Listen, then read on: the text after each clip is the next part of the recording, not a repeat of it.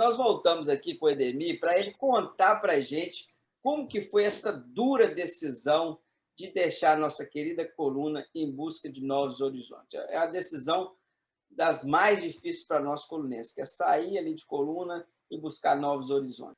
Edemir, conta para a gente essa história, como que foi essa decisão, mais ou menos em que época que você saiu de coluna? Final de 87, né? Eu acho que eu estava no momento mais crítico assim, da depressão. E eu precisava mudar os ares, né? E acabou que o Tomazinho, nesse momento, já estava na loja, e meu pai, a gente tinha um apartamento aqui, né? E o Vitor já estava morando aqui. Aí eu vim embora com a intenção de dar uma esparecida na cabeça, assim, dar uma desacelerada, etc, né? E cá estou, desde então.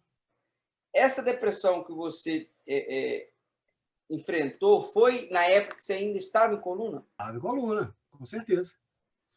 Foi a partir dos 15, 16 anos ali, já veio já foi começando a gravar, assim, a gravar no sentido assim, já começou a ficar meio insustentável a situação. Né, assim. Entendi. E aí juntou outros fatores. Na época eu namorava uma menina, veio para cá, eu achei que talvez se viesse para cá também ia dar certo, não sei o quê, mas juntou um monte de coisa que eu vim para cá e fiquei por aqui mesmo. Mas enfrentei esse problema aí. E até hoje, volto a dizer, que apesar de tudo, eu tenho que estar sempre policiando, tem que estar sempre vigiando, porque é um negócio que... Aliás, o primeiro livro, O Vestígio, se você lê o Vestígio, ele reflete muito essa fase minha. Os temas constantes meus ali é morte, solidão, né, desamor. A gente percebe muito isso no seu primeiro livro. Exatamente. Na verdade, eu fiz com essa intenção mesmo de exteriorizar Porque às vezes a pessoa olha para você, acha que você não tem problema nenhum, né? Graças a Deus, eu nunca tive problema material. Nunca tive. Excesso, mas também falta, nunca tive. Entendi. Mas a vida não é só isso. Dali para 15, 16 anos, quando você começa a sentir essa questão da depressão, que ela começa a ser um pouco mais notória, assim, você começa a perceber mais, os seus pais, eles perceberam alguma coisa? Não? Depressão era algo pouco falado, né? Acho que nem eu sabia. Eu acho que não, porque também o problema meu é que eu não sou de ficar falando, sabe, sobre isso, entendeu? Eu nunca falei, eu tô com um problema, eu nunca falei isso com meu pai, com minha mãe, com ninguém. Então, assim, eu prefiro... Talvez, acho que foi por aí que eu comecei a escrever. Nesse livro aqui, na introdução, eu falo o seguinte, é um pensamentozinho pequeno, mas reflete tudo isso. Eu falo o seguinte aqui, ó. O transformador. Parece que há, dentro do poeta, um transformador, um dispositivo que transforma em versos aquilo que era dor. Na verdade, o poeta é isso, você transforma essa dor existencial, essa dor... No meu caso, transformava aquilo em verso, né? Eu dava uma destinação para aquilo. Quando que você decidiu a escrever? Você já tinha esse sentimento? Quando você, por exemplo, você falou que 15, 16 anos começou essa questão da depressão. Nesse momento, você já começou a pensar em escrever? Não. Parece que a existência não estava bastando para mim, você entendeu? Parecia que eu precisava estender o sentido da existência, sabe?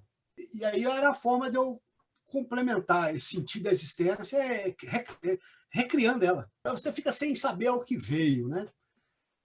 Poxa vida, eu poderia estar fazendo muita coisa e não faço nada, não estou produzindo nada, eu também não sei o que vai ser de mim, né? E eu acho que também teve um filósofo que ele fala assim que o medo de morrer é o medo de ser esquecido, né? Eu acho que também sua existência, você passar e você não deixar algum registro de alguma, igual você falou, de alguma coisa que de alguma forma você contribuiu para o bem do outro, né? Eu acho que é isso, você entendeu? A gente tem essa necessidade, tipo assim, de você deixar algo, deixar algum legado, deixar algo que você fez para as outras pessoas, de uma forma ou outra. Por exemplo, você, de certa forma, você já tem o seu legado, é lógico que você ainda está construindo ele, ainda tem muito por construir, mas você vai deixando o seu legado através dos seus livros, através de tudo que você vai fazer. Isso é muito importante. Eu achei uma forma tão exemplar a forma que você passou, e eu não sabia, para você ver que é coisa, eu não sabia que você passou por esse momento difícil, que é um momento... Eu acho que vai ser surpresa para muita gente, eu acho que ninguém sabe. Porque, vou dizer para você, as pessoas olham para a gente, tem gente que demonstra, eu não sou de demonstrar esse tipo de fraqueza, você entendeu? Mas, assim, eu estou dizendo assim, algo interno, mas eu sempre movimentava para aquilo não tomar conta de mim, entendeu? Então, Entendi. Não, mas é interessante isso, porque isso te deu combustível para a escrita. Caso contrário, você não poderia não escrever. De certa forma, vamos colocar bem entre aspas, de certa forma, você está sofrendo ali com essa questão da depressão, mas você consegue desafogar através da escrita. E você acaba que você escreve aqueles momentos ali. Eu tive que, na faculdade, desenvolver uma técnica própria minha de memorização, porque a minha memória, às vezes, ficava comprometida, de leitura. Às vezes, eu começava a ler. Eu lia muito, na faculdade eu lia muito. Eu li muito, muito, muito, muito. Tinha dia que eu lia 8 horas por dia, direto. Uau. Mas, no início, eu começava a ler, pegava assim, aí eu já começava a minha mente já devagar. Aí eu voltava, aí eu não lia, eu ficava só contemplando as letras. Antes de ler, de começar a meditar, eu começava a olhar para as letras, o texto, o aspecto visual do texto, né? Olhando primeiro o significante, para depois entrar no significado. Então, primeiro, aí eu comecei a desenvolver essa técnica, né? E aí fui lendo, eu também leio uma certa velocidade e tal. Para escrever, eu tive que fazer um curso para escrever, para fazer a prova do AB, minha letra é horrível. Depois, agora, não consigo escrever mais também, não. Se eu escrever, nem eu consigo ler. Tem uma colega minha de sala que ela fez, ela foi passando para mim. Então, ela me dava as dicas e eu começava a treinar as letras, né? Para que pudesse ser corrigida minha prova da OAB. Lá na frente, né? Porque senão não dava para corrigir. Mas, graças a Deus, aí passei direto também, antes de formar, já tinha passado e tudo. Mas depois eu passei, já tudo é computador, só for para escrever um texto agora à mão. Eu tive que olhar, olha só para você ver que eu não olhava o que eu estava escrevendo. Eu estava escrevendo, mas eu não estava olhando. Está entendendo? Eu não estava olhando, porque a mente estava mil, né? Aí eu tive que olhar e fixar meu olhar no que eu estava fazendo, assim, treinar minha mente para conseguir. Mas você saiu de coluna mais ou menos com 17 anos? Eu saí 17 anos, quando foi início do ano, janeiro, fevereiro, por aí. Quando foi maio, eu fiz 18 anos aqui em Belo Horizonte. Quando você decidiu sair, você conversou com seus pais? Sobre essa sua ida para Belo Horizonte? Não, conversei, pedi para eles, né? Falei que precisava sair, precisava esparecer, precisava mudar um pouco. Não estava legal para mim, sabe? Eu também, as pessoas acham que estava um pouco de saco cheio de mim também. Eu acho, né? Ou não, eu dei muita dor de cabeça para eles, né? Uma confusão, uma briga, uma confusão ali e tal. Uma vez eu estava lá em Jacuri, eu estava em Jacuri nessa moto. Eu fiquei tão bêbado que aí eles me levaram lá para casa do Geraldo Lúcio. Você lembra do saudoso Geraldo Lúcio? Aí, quando eu estou lá, eu deixei a moto na porta de um bar, lá na praça do Jacuri. Aí a gente falou, seu pai está aí com a caminhonete, vem buscar a moto, sabe? Pode levar. Tá? Eu fiquei lá a pé. Mas o meu pai fez isso, ele fez isso para me proteger. Tirou a moto de lá e depois eu vim embora no outro dia, não sei com quem e tal. Mas você estava lá chapado? Não tinha a mínima condição de ficar em pé, ué. Não tinha a mínima condição de ficar em pé. E a moto estava lá na praça, lá sozinha. Lá. Aí meu pai ficou sabendo, alguém ligou, avisou, e foi lá e pegou a moto. Minha mãe deu aula para mim também, eu era péssimo aluno, acho que porque você se você for legal, porque você é filho dela, né? Você está sendo legalzinho, aí eu tadinho, acho que desistiu da aula para mim, eu acho. A sua mãe, então, deu aula para você? Ela deu aula para mim uma época lá. Nossa, que responsabilidade, hein? O filho da professora é complicado, porque né, é complicado. Eu lembro que eu tive colegas que a mãe deles deram aula para eles. Por exemplo, o filho da Julieta. Ele era da minha sala e a mãe dele dava aula. Julieta deu aula para mim também. Ué. E a Julieta era mais severa. Quando lançaram aquela música Julieta, você lembra? Julieta. E no dia que lançou essa música, eu cheguei lá cantando. Eu sabia que você ia cantar essa música para mim. Eu também fui muito atentado. Eu também não dava colher de chá para eles, não. A gente cantava essa música para ela. Dona Julieta, eu quero dizer para a senhora que o respeito e a gratidão por tudo que a senhora fez por mim. Tem o nosso respeito, carinho e admiração e gratidão, né, por todos os professores. Exatamente. A gente está lembrando da senhora aqui, mas com todo carinho. A gente deu trabalho para a senhora. Marinês, eu pedi dando aula de religião para mim, só para você ver. Ademir, aí você vai para Belo Horizonte, você conversa com seus pais entendem que também é um momento de você ir para Belo Horizonte para poder desbravar o mundo fora de Coluna, né? Eu não saí, eu não saí com essa intenção. Eu queria sair daquele ambiente. Eu precisava mudar o ambiente, acelerar um pouco e dar um outro rumo para minha vida, sabe?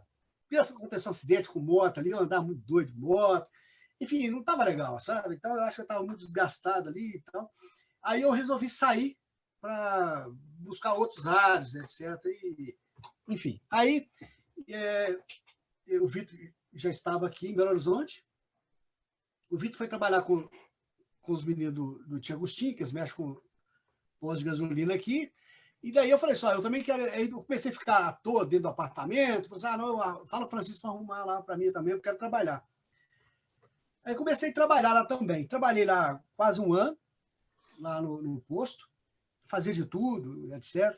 E tem muita história lá também, Lara, mas não dá nem para contar aqui. De lá, eu fui trabalhar no banco, o Crédito Real. O Crédito Real, fiquei lá 3 anos e meio, 4 anos no Crédito Real. Fiquei 6 meses como estagiário e como escriturário efetivado, fiquei 3 anos e meio. Aí veio que eu conheci a minha esposa, né, isso em 91, casei em 92. Uma semana depois, o banco me manda embora. Porque estava passando por um processo de saneamento para ser vendido, como de fato foi vendido depois, né, privatizado, era um banco de crédito real. Aí, eu e minha esposa desempregados, menino pequeno, nós não tivemos alternativa, senão eu começava a buscar queijo lá no Coluna e vender aqui. Essa história eu sei. Você via lá em Coluna, buscava queijo numa Kombi, né? Era Kombi? Comecei buscando numa Marajó que eu tinha. Depois eu troquei essa Kombi numa Kombi a álcool, depois fui mudando da Kombi, aí peguei uma Kombi mais nova. Foi mais ou menos nessa época que teve a fábrica de pão de queijo? Isso, exatamente. Aí, nessa época, aí depois eu montamos uma fábrica de pão de queijo aqui. Eu cheguei a botar freezers nos comércios, tinha mais de 30 freezers para arrumar. Aí depois começamos a mexer com mercearia também, tudo junto, e foi aquele negócio e tal. Mas depois chegou um momento, as coisas começaram a dar errado. Aí eu fui vendendo um negócio, fui vendendo outro, enxugando, tentando ver se levantava e tal. E aí eu tive que fechar tudo, depois de um certo tempo. Aí eu fui trabalhar na CBTU. Eu fui trabalhar na portaria na CBTU. Aí meu pai me chamou para ir para a Coluna. Eu falei, não, nisso eu tinha ido para a igreja, me converti nesse momento, né? Aí, logo depois, entrei numa empresa de vigilância. Eu fui auxiliar administrativo. Antes do quê? Aí, eu fiz um relatório lá um dia, lá, achando que estava com autorização do meu chefe, perguntei para ele.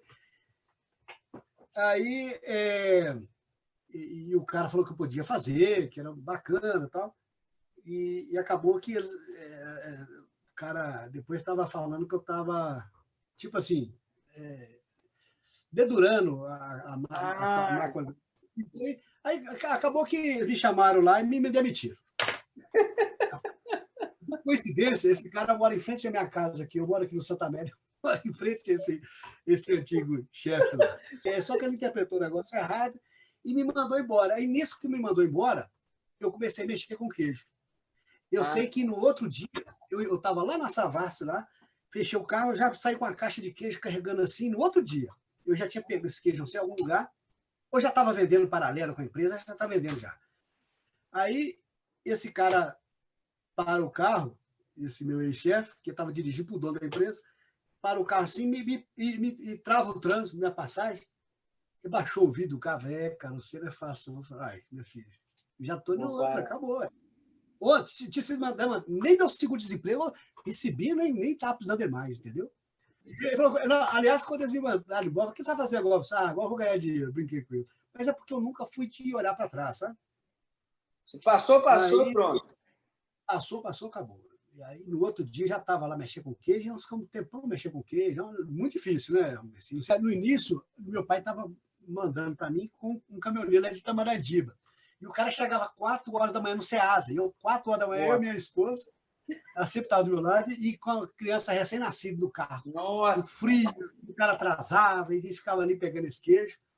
E morava em apartamento, tinha que subir com esse apartamento. Que queijo. Depois eu consegui comprar um freezer e botei dentro da sala da minha sogra, porque não tinha como botar. E, não foi fácil, não. Mas tudo foi muito bom, né? Uma situação que poucas pessoas imaginam, né, Davi? Cara. Aí, no final, né, assim, eu fui trabalhar como porteiro. E não que o serviço seja de maneira nenhuma, mas eu ficar assim, puxa vida, aquela mesma coisa, meu Deus, eu preciso fazer coisa, né? Deus faz as coisas tão certas, Messias, que e aí foi quando eu comecei a estudar para a faculdade. E foi nessa época, você quer saber agora, eu vou voltar a estudar. Em 92, eu tinha entrado na faculdade no ano que eu casei, eu tinha entrado na faculdade de comunicação social. Mas quando eu perdi o emprego no banco, eu tive que abandonar. Fiz 1 ano e meio só, 3 períodos, uma coisa assim.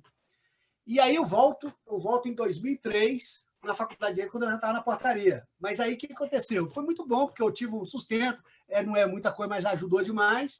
E você tinha tempo para estudar. Deu para estudar, entendeu? Aí foi bacana demais.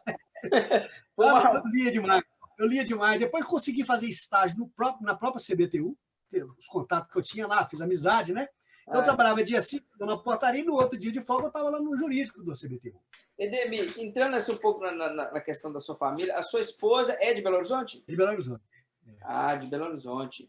E toda vez que você vai lá para a coluna, ela vai com você, ou não? Nem toda vez, porque às vezes os compromissos não coincidem, né? Ela trabalha também, e às vezes férias, etc. Mas ela gosta de coluna.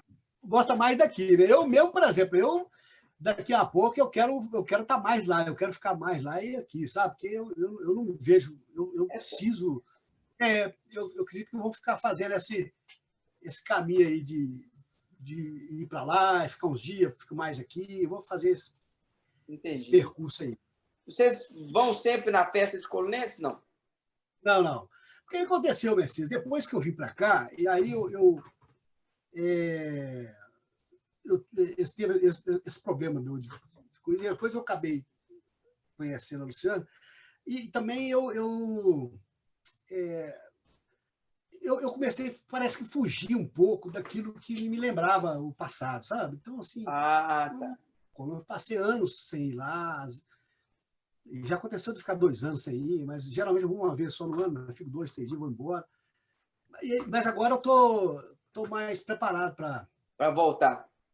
Voltar assim, eu falo assim, frequentar mais, voltar a vivenciar um pouco mais. De ter contato com aquilo que realmente é o que eu gosto, dos amigos, né? A nossa cultura ali, o nosso jeito de ser. E acaba também que vocês, a família de vocês, passou por uma situação muito difícil, né? Tem tudo isso, né? Aliás, não.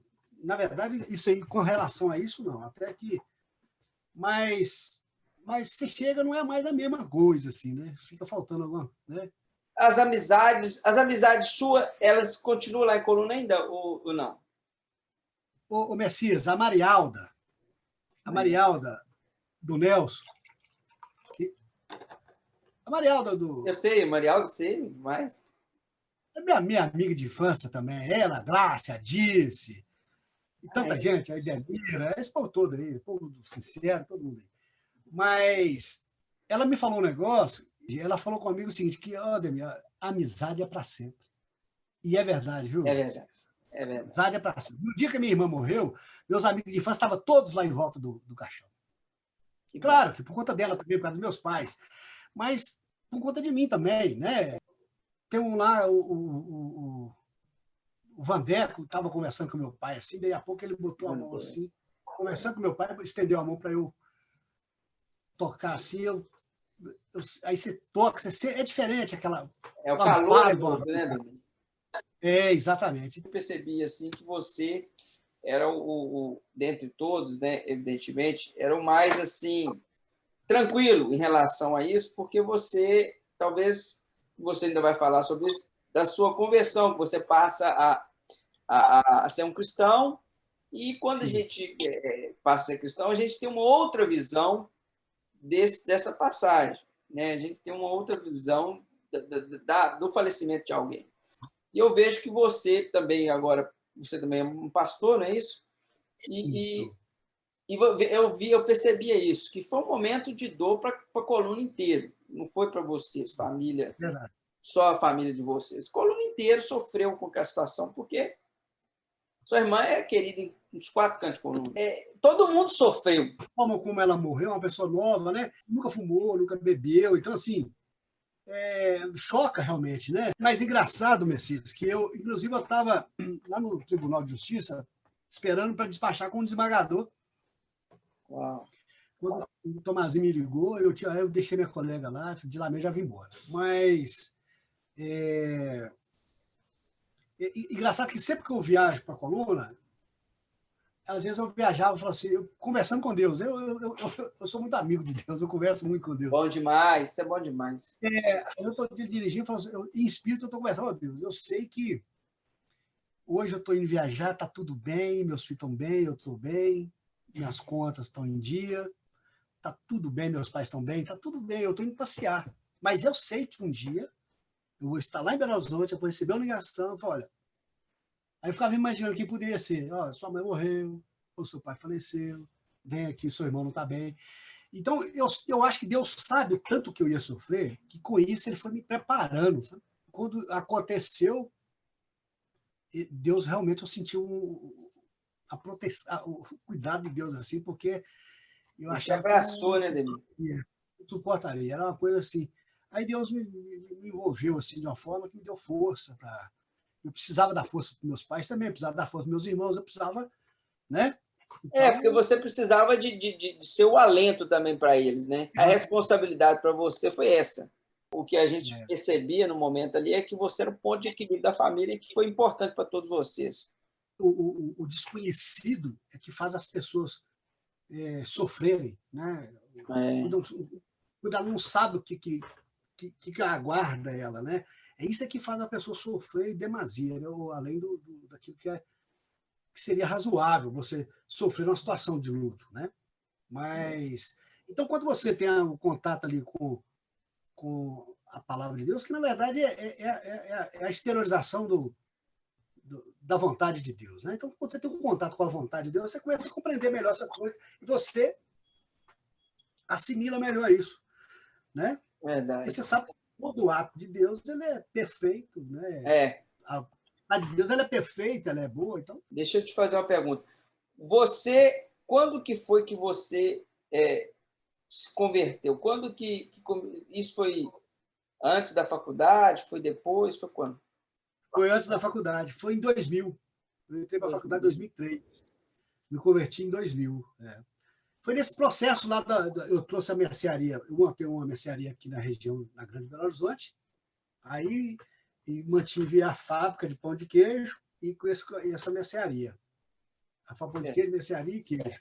Aí eu não queria viajar mais, parei com queijo, fiquei com a fábrica de pão de queijo e a mercearia.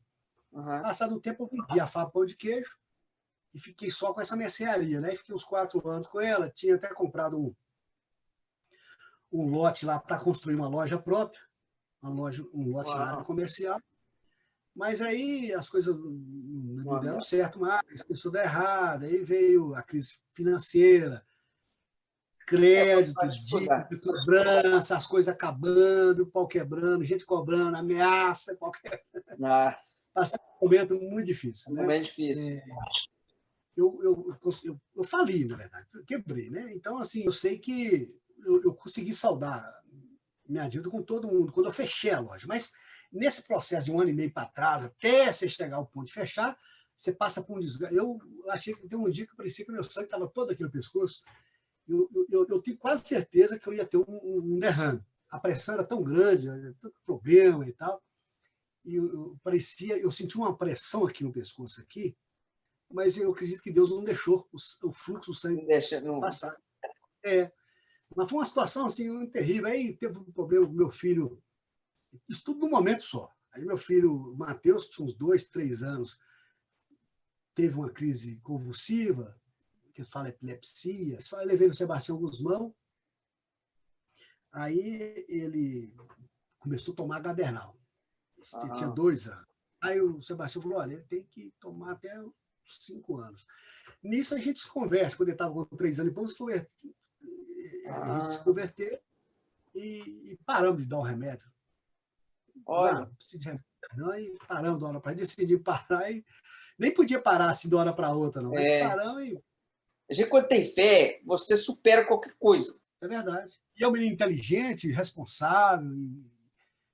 Fico feliz de você poder contar isso aqui, porque é importante para a sociedade, né, entender essa questão também da fé e da crença, né, de você crer de fato. Né? Exatamente. Aí essa conversão, isso aí, comecei a ler a Bíblia, né? Comecei a ler a Bíblia, ter esse encontro com o Senhor. Assim. Ademir, foi o seu contato com a Bíblia, foi nesse momento ou antes? Não, foi esse momento. Foi esse momento de de luta, de dificuldade. Eu estava como diz o outro, comendo pão com relação, como diz. Mas é verdade, literalmente. Aí eu me converti nesse processo todo, mas aí... Converteu sua esposa também?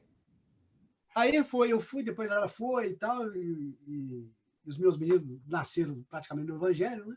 A Manuela, que agora está afastada, que ela já era pré-adolescente. Ela cantou lá na Colônia Solzente uma vez, ela era pequenininha, cantou lá uns hinos lá. Até ganhou um show de calor lá, ganhou em primeiro lugar. Então isso. Ela canta muito bonito. Né? Mas aí me ajudou muito na elaboração desses problemas, porque você começa a se aceitar também. Né? Você começa... Porque o problema nosso, naquelas 3 palavras que você pediu para colocar, eu botei fé, liberdade e humildade.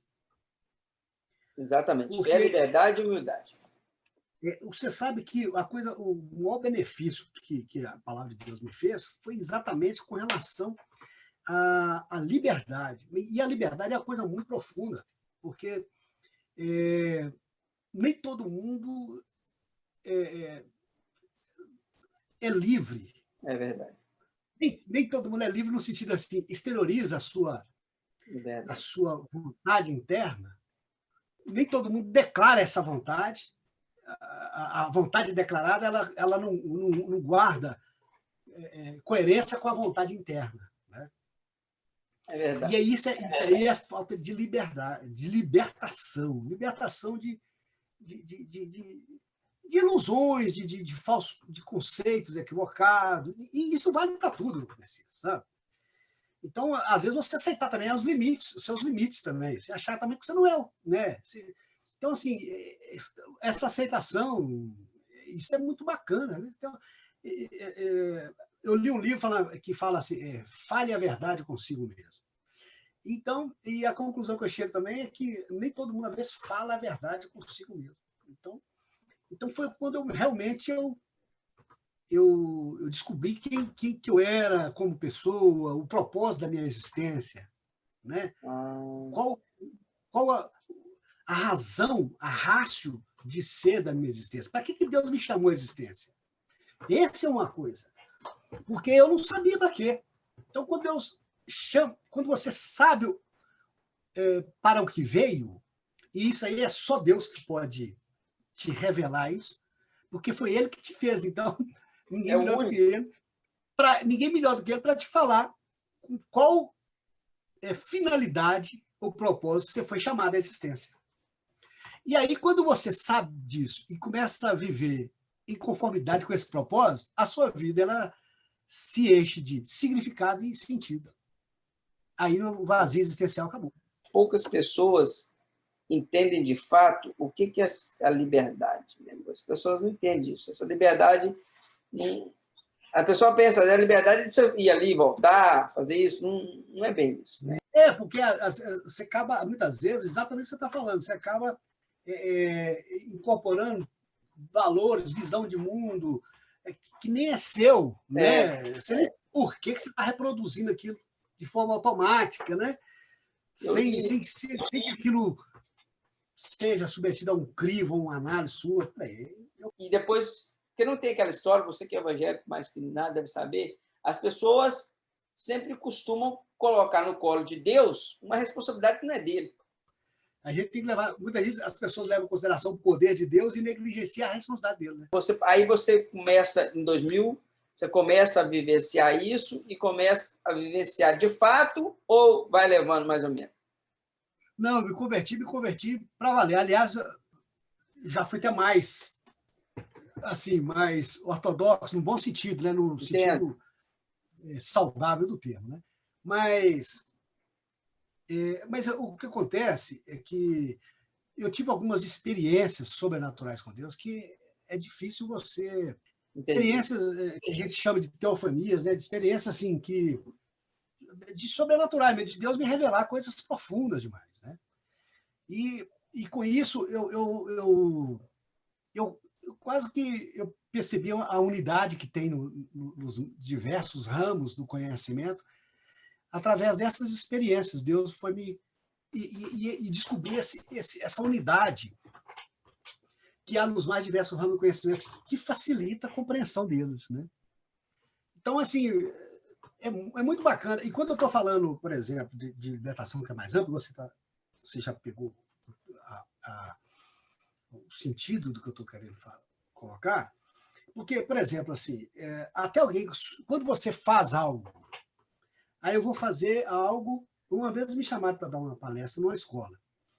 E quando, assim, a palestra não, era uma turma de formandos, queria que eu desse uma palavra lá. Aí, o que acontece? Quando você faz algo contrário à sua vocação, e engraçado que a palavra vocação, no meio secular, é dom, né? Que dom natural que você tem, né? Mas a palavra vocação vem de vocatio, do latim, né? Aquele chamado de Deus, é chamado. Toda vocação, ainda que seja natural, é um chamado de Deus. Então, quando você faz algo contrário à sua vocação, você não está sendo livre. Eu quero fazer uma determinada coisa porque tem mais possibilidade de eu conseguir uma colocação.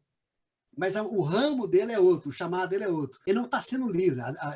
Aquilo que está exteriorizando não guarda conformidade com a vontade interna dele. Porque a vontade nossa interna ela coincide com aquele chamado de Deus. E eu sou criacionista, Messias, e quando eu olho para o livro de Gênesis, eu sou criacionista, eu creio literalmente em tudo na palavra de Deus. Porque tem uma teologia aí liberal que é relativiza os absolutos de Deus. Mas eu creio literalmente.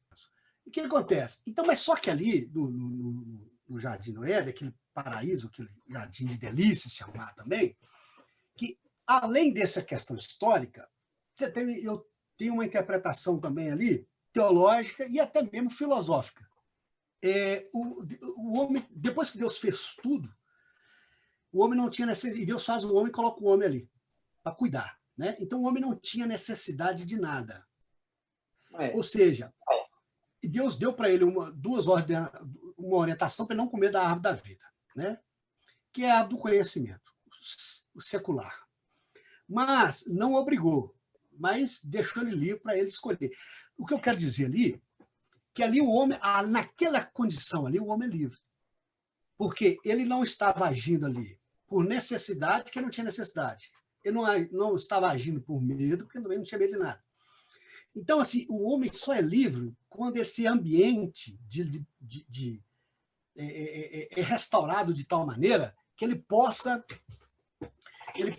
exteriorizar a sua vontade de forma livre. E aí isso é muito bacana. Quando você começa a descobrir isso, a vida ela passa a ter sentido, cara, as coisas, sabe? Passa a ter sentido. E você passa a ser tolerante consigo mesmo e com o outro também. Aí você começa a ver, por exemplo, o direito, aí você começa a estudar a ciência jurídica, aí você vê plenamente assim, a lei secular, né, do homem, digamos assim, como sombra da lei de Deus, né? Então, aí aqueles métodos de observação, de exegese, de hermenêutica da lei de Deus, ela é muito apropriada também para você compreender a lei do homem. Aí você fica bom no trem mesmo, cara.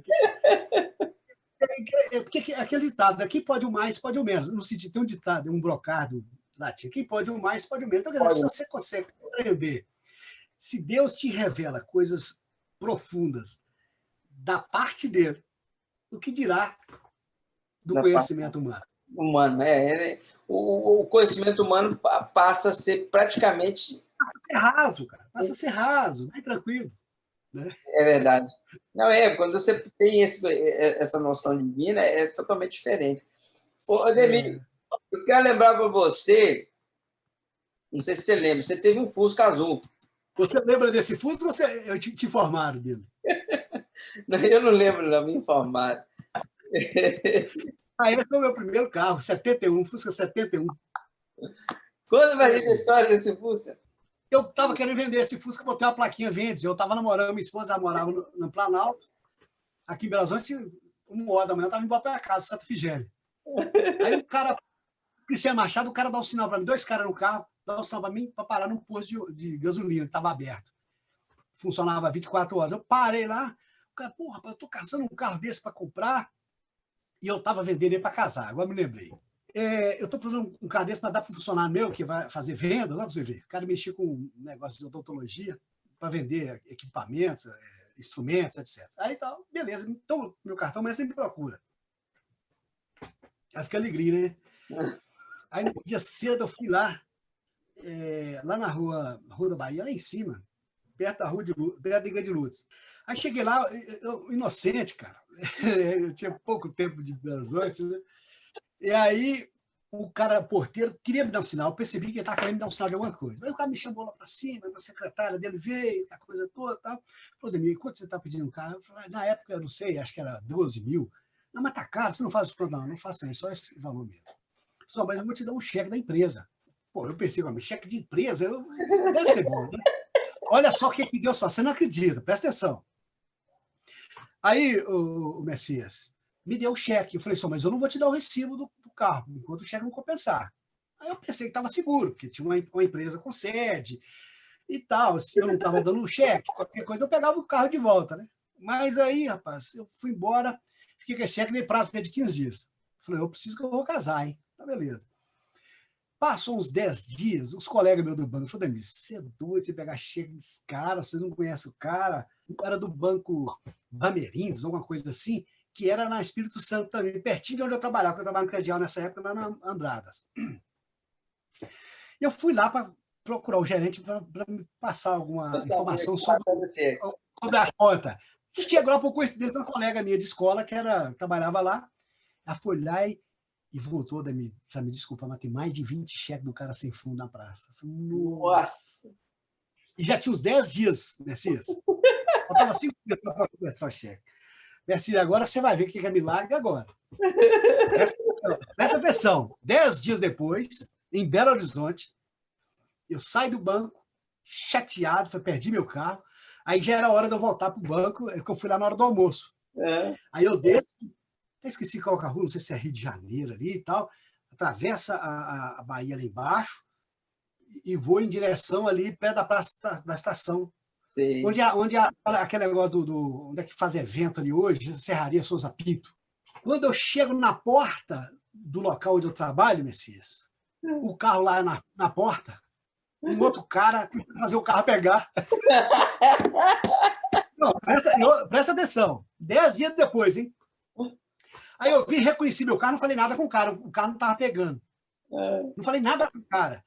E quando eu olho na esquina, uma blitz da polícia. Nunca teve blitz lá, debaixo daquele viaduto.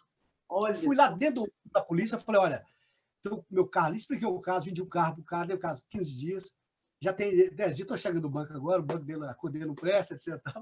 E o carro está aqui, dá uma ordem de prisão desse carro para mim, prende esse carro lá, porque eu vou perder esse carro. O cara custou aí o policial, mas acabou que foi. Chegou lá, o cara identificou, não, eu comprei esse carro do cara agora, eu combinei de encontrar com ele lá em Contagem para pagá-lo. Então não vou todo mundo. Aí foi todo mundo, aí deixou o carro lá, já me deu a chave do carro, aí nós fomos para lá. Mas, assim, é inacreditável. Aí eu tomei o carro e É cheguei lá. inacreditável uma história dessa. Inacreditável, Messias. Isso, 10 dias depois, finalizou desse. O cara estava lá, por coincidência, na porta do meu trabalho, e o carro não pegava, e uma blitz do lado. Aí eu recuperei meu carro. E eu achava que estava seguro, né? Igual eu te falei, não deu recibo. Mas qual que é a jogada do cara? O cara vendeu o carro, o cara por 10, ele comprou por 12 e vendeu por 10. Mas o que ele ia fazer com o cara? Olha, o documento não está comigo, mas você me dá 3 mil, que aí eu vou pegar o recibo, assim que eu pegar o dispensa, eu pegava os 3 mil e ir embora, deixava o cara com o carro. E esse Fusquinha, eu fui nele lá em Colônia Salzete em 1990, e eu tenho o vídeo lá, esse Fusquinha tá registrado. O seu primeiro livro você escreveu quando? 1987, eu tinha 17 anos. Eu tinha um outro material que extraviou, eu não sei que. Enfim, porque eu cheguei uma hora e falei, não vou escrever mais. Eu pensei, né? A correria, luta de dia a dia, desencantei, não vou mexer com isso mais não. Aí eu acabei perdendo esse material. Eu comecei a escrever um livro voltado para o. Agora já tem mais tempo, voltado para o público evangélico, chama Cartas ao Onésimo. Já está quase terminando, mas não terminei ainda não. E agora, essa quarentena, esse negócio, o Jadson que botou pilha em mim. Falou, às vezes ele vê meus textos assim, que eu botava lá no Facebook, falou assim, poxa vida, mas você não tem material para você publicar, cara? Eu tenho isso aí e tal.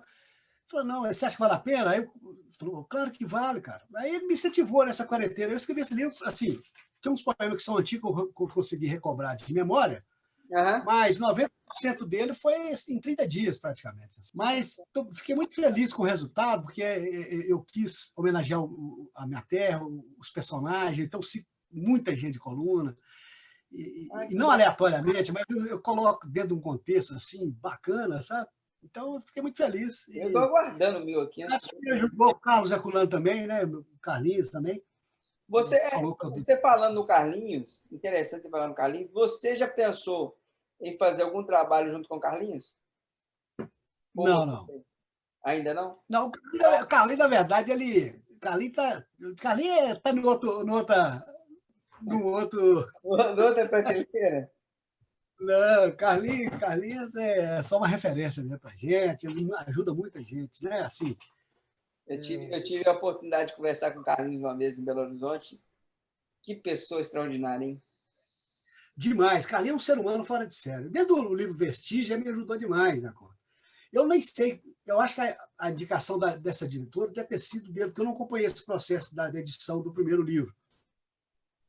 Mas ele mandou o livro para o Adão Ventura, um poeta muito respeitado, professor universitário, muito festejado, infelizmente já morreu, e ele escreveu um prefácio assim, para o livro, colocou nota no Estado de Minas, mandou para os jornalistas amigos deles colocar na época, arrumou local para fazer lançamento, só que nessa época eu não corri atrás, porque eu estava assim, meio depressivo aqui. Mas Carlinhos é fora de série, sabe? Fora de série, pessoa extraordinária. Não, ele é fora da curva, como diz, né? Eu mandei um privado, Carlinhos, você acha que é material que justifica uma publicação e tal? Mas claro que justifica, rapaz. E aí, depois disso, eu mandei também para o presidente da Academia Mineira de Letras, que é amigo dele, só que eu não sabia. E depois eu fiquei sabendo, depois que eu fui ver o nome, etc., foi um ex-professor meu da faculdade também, ele também escreveu uma coisa muito bacana acerca do meu livro também, eu fiquei muito feliz, muito satisfeito, né, porque é um dos maiores, nas palavras do Carlinhos, um dos maiores intelectuais de Minas, né, junto com o Carlinhos também e outros, né, mas aí foi assim, eu fiz uma tiragem, já está na segunda tiragem já. Tem sido um sucesso o seu livro, né? Graças a Deus, viu? Tem todo mundo está falando. Eu conversei com o Vinícius, meu Vinícius já tem o livro. Vinícius. O seu livro, você disponibilizou ele para alguma biblioteca em Coluna, não? Eu mandei lá para eu mandei assim, mandei um lá para a Heroína Torres, mandei lá para o Melinda Guiar, né? Lançamentos presenciais não teve jeito, né? E eu vi que assim, tem tomado uma proporção muito boa. Eu vejo que as pessoas têm aceitado muito. E com isso, depois disso, eu já estou no outro livro, já está quase na parte final dele já, no outro. Só que esse aqui, ele tem coluna como pano de fundo. Né? Engenho poético. O que acontece? Esse outro que já estou trabalhando nele, já tem em Belo Horizonte como pano de fundo, chama Poemas Capitais. A coluna sempre Está tá ali, de ali. alguma forma. Mas o que eu fiz com esse livro com relação à coluna, aí eu estou fazendo esse outro, tendo Belo Horizonte assim como pano de fundo, né? Bacana. Então, aí você já vai para o terceiro livro, é isso? Aí vai para o terceiro, Terceiro livro. Que bacana. Eu acho muito interessante isso, porque, né, acaba que coluna, né, você tem o Carlinhos, tem você, tem outros também, não tem outros escritores? Tem o Taquinho de Minas, tem uma safra muito boa, né? Uma safra boa. E vocês são da mesma idade, não? Não, né? Não, o Carlinhos é mais Carlinho velho. é o mais velho de vocês, né? Carlinhos Carlinhos, eu acredito que Carlinhos deve. Não sei, mas esse Carlinhos deve ser uns 10, 12 anos mais velho que eu. Né? Ah, tá. O Carlinhos deve estar na faixa de 60 e poucos, por aí. Né? Eu estou com 51, o Carlinhos deve estar com 62, Por 63. aí. O Taquinho de Minas deve estar com 55, 56 anos, por aí. Eu achei muito interessante quando eu vi, eu via sempre você estava postando, e as pessoas sempre pedindo, e achava muito interessante. Eu falei assim, nossa, deu um retorno muito bom. Assim, eu acho assim, as pessoas aceitaram bem o livro. Né? Aceitar. Muito bem. Muito bem. Graças a Deus. Outra situação, você falou aí que depois, mais para frente, né, você pensa em ir mais em coluna, mas você não pensa, e você pensa em viver em coluna, não? Eu penso ter uma atividade lá, talvez até mais para frente, talvez até abrir um escritório lá também, né, de advocacia, né, que é a minha atividade principal, né? Uhum. E ficar perto dos meus pais já estão avançando em idade, e acaba querendo cuidar de alguma coisa lá, daqui a pouco ele não vai dar dando conta de cuidar, então eu vou conciliar essas coisas aí, sabe? Ficar lá com os amigos também, meus irmãos também lá. O Virgílio mora aí? O Vitinho está morando aqui em Belo Horizonte. E o Vitor? O Vitor também está ficando aí, né? O Vitor está ficando aqui também, exatamente. É mais ou menos isso que o Vitor está fazendo, fica lá e fica aqui. Eu quero, se puder, morar na roça mesmo. Se minha atividade tiver que montar um escritório, mas à noite eu vou para a roça. É uma vida que, vou falar com você, é uma vida invejável, porque roça é o descanso. Exatamente. Aí eu vou reviver aquilo tudo de novo, nem que seja de forma intelectual. Assim. Olha para você ver que interessante. Você saiu de coluna para poder dar uma desacelerada, como você bem disse, vai para fora. E agora, né, passando alguns anos, você pensa em voltar justamente para reviver aquilo que você viveu lá. Né? Eu fico imaginando que é o caminho da grande maioria de nós que sai, né? Voltar para a coluna, porque coluna é um lugar sossegado, né? É o berço daí. É difícil explicar, né? É como abraço de mãe, né? Colo de mãe, né? É verdade. As pessoas, quando estão depressivas, geralmente elas ficam encolhidas assim, naquela posição fetal, né? Mas é porque inconsciente fica querendo retomar o interior da mãe, né? Interior da mãe. Você olha só, olha como é que a coisa é, né? Então, acho que inconscientemente a gente quer sempre voltar àquele lugar de aconchego, dos amigos, da gente.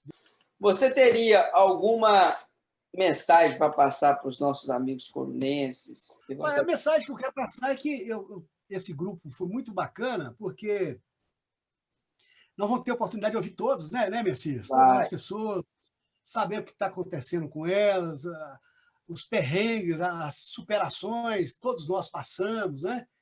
E saber que estão bem, porque no final tudo dá certo, tudo termina bem, né? Graças a Deus a história de todos nós tem um final feliz, né? Mas é isso, que a gente continue acreditando e buscando, né? Buscando muito a Deus, sobretudo agora nesse tempo aí de calamidade, de violência, a gente precisa buscar mais, aproximar mais dos amigos, procurar mais, né? Acho que isso é muito bacana, né? Da família, os amigos. Você falando dessa questão, eu vejo que, por exemplo, esse grupo que está formando, né, que começou através da LP4 Propaganda e Promoções, através do G. Nunes, achei muito interessante que acaba que a aproximação de todos nós ela é muito maior. Né? Eu fico observando, às vezes, as imagens que as pessoas colocam as imagens, começam a comentar daquela imagem, daquele tempo e reviver.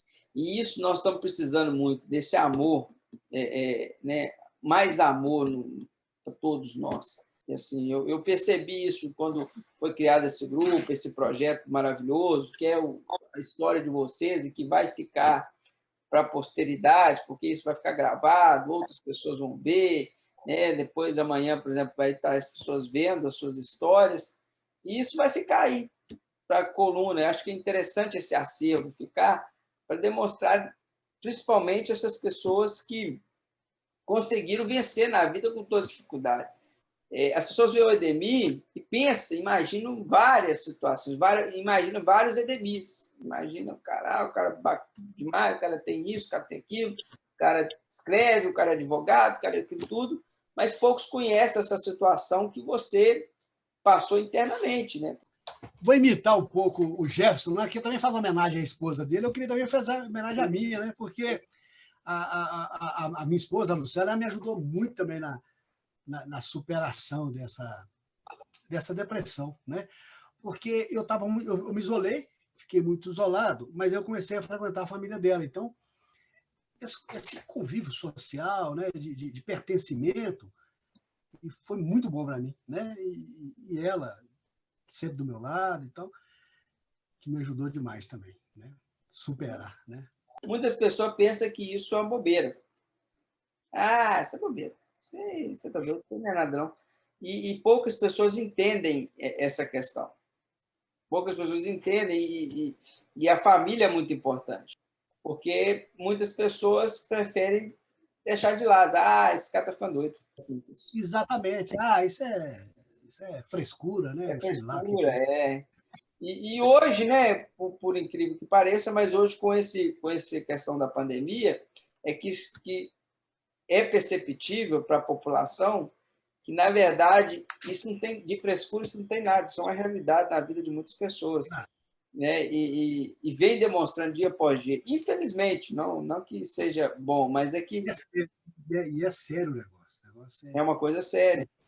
séria. Graças a Deus que você converteu essa situação em inscritos e outras situações mais, que foi bom para todos nós, que temos o prazer, né, de ler os seus livros. Demir, Obrigado, viu? quero dizer para você que foi uma satisfação. Estou chegando aqui ao final dessa bate-papo, que por mim duraria muito tempo, mas o Genúnio vai ter trabalho para poder editar isso aqui. Messias, eu quero te agradecer. Na verdade, foi a primeira vez que a gente pôde conversar, né? A gente nunca. É, Eu, eu acho que eu nunca te conheci pessoalmente, acho que nem de vista, eu acho, e muito menos a gente de conversar. E foi muito bacana. E você vindo aqui a Belo Horizonte, eu vou aguardar a sua visita aqui em casa, viu? Você e sua família, viu? muito obrigado, eu fico muito agradecido pelo carinho de vocês. Na verdade, o contato que eu tinha mais com a família de vocês é mais com o Vitor e com o Itamazinho, né? Tanto você como o Vigílio saiu mais cedo, né? Até que não, o Vigílio ficou mais na roça, né? É, Pouco contato. pouco contato. Com o Vitor, sempre muito contato, desde a época que ele tinha aquela loja de moto, que tem tudo. Igual eu falei, depois que eu vim para cá, eu passei muito pouco. No início eu ia na Colônia São Zé, depois fiquei tempo sem ir também. Às vezes ia, mas não saía de casa. Não... Eu acho que eu estava com um pouco também de pânico, né? Acho que você não muita gente. Eu acho, não sei. Até que me conhecia, né, perdeu um contato comigo por conta disso também. Por isso. Eu tenho admiração muito grande por todos vocês, né? Toda a sua família, Deus do seu Guiar. Que, para mim, a figura mais marcante da sua família, querendo ou não, é o seu Guiar, né? Eu fui criado ali com a presença dele, sempre na praça, ele sempre estava ali e tal. Eu uma pessoa que a gente respeitava muito, meu avô respeitava muito, meu pai respeitava muito, então ele tinha muito esse respeito, admiração por vocês. E depois a gente vê muito, né? Vem acompanhando a família de vocês, admiro muito sua mãe, seu pai, são pessoas maravilhosas. E Obrigado. vocês se tornaram essas pessoas sensacionais. Quero agradecer aqui você por ter disponibilizado seu tempo para conversar com a gente aqui. Quero deixar bem aqui claro que eu tenho uma admiração grande pelo seu trabalho, pelos seus livros. Estou aguardando aqui, ansioso, o livro chegar para a gente poder ler aqui. A Carla também. E isso vai ser engrandecedor para minha vida. Eu quero lhe agradecer de antemão. eu via sempre a televisão, está entregando livro para fulano, está entregando livro para ciclano, está entregando livro para Beltrano. E que você mandava lá e eu via lá, né? Eu falei assim, nossa, daqui a pouco eu vejo. Aí depois a gente conversou, falei assim, eu queria todos. Aí depois acho que não tinha todos, mas quando se tiver todos, eu quero todos. Porque eu acho Obrigado. não, eu quero todos, eu quero ter e guardar aqui. E sugiro também que Coluna tenha o seu livro, como também tem o do Carlinhos, para que os colunenses bebam da fonte dos colunenses, né? Então, eu quero agradecer também aqui a LP4 Propaganda e Promoções pela realização desse belíssimo projeto. Obrigado, espero que a minha história aí possa contribuir. Maravilhosa a sua história.